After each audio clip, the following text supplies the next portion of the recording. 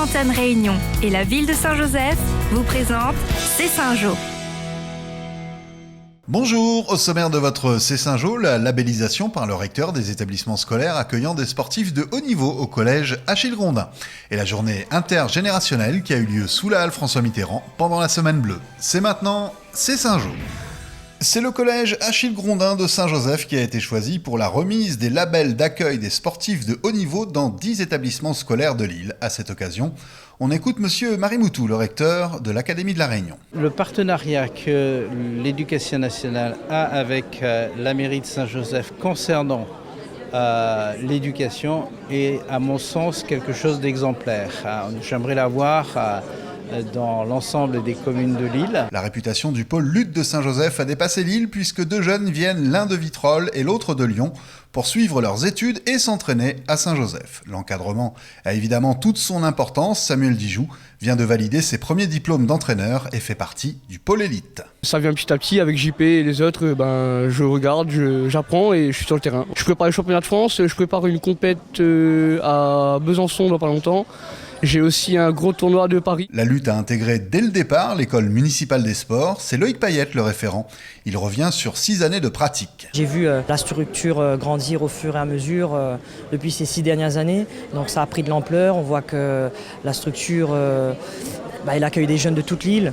On voit que le niveau, il progresse d'année en année. L'exigence du haut niveau va de pair avec les résultats scolaires et les chiffres sont là pour le confirmer.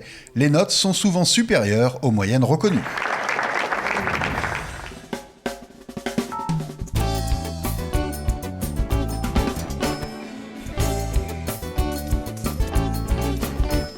Sans nul doute l'événement le plus attendu par la 3e jeunesse, la Semaine Bleue, l'occasion de se retrouver. C'est un moment de partage en même temps et de voir de nouveaux visages et de voir ces gens vieillir, mais vieillir dans l'amitié et le bonheur et dans le vivre ensemble. Parmi les journées à thème, nous avons particulièrement apprécié la rencontre intergénérationnelle des tout jeunes venus admirer les réalisations de ceux qui pourraient être leur papy ou leur mamie. Je suis venue voir des ateliers, voir des gens qui travaillent dur pour faire des choses magnifiques. Moi, je trouve ça très joli. Objets longtemps, maquettes en tout genre, travaux d'aiguille et même gâteaux longtemps, comme avec Monsieur Morel du Club de la Paix. J'ai présenté le pied de manioc, les maniocs et la râpe.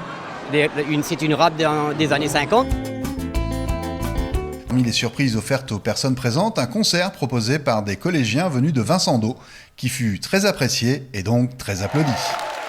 Le partage entre générations a été salué par l'adjointe à la 3e jeunesse, Rose-André Mussard.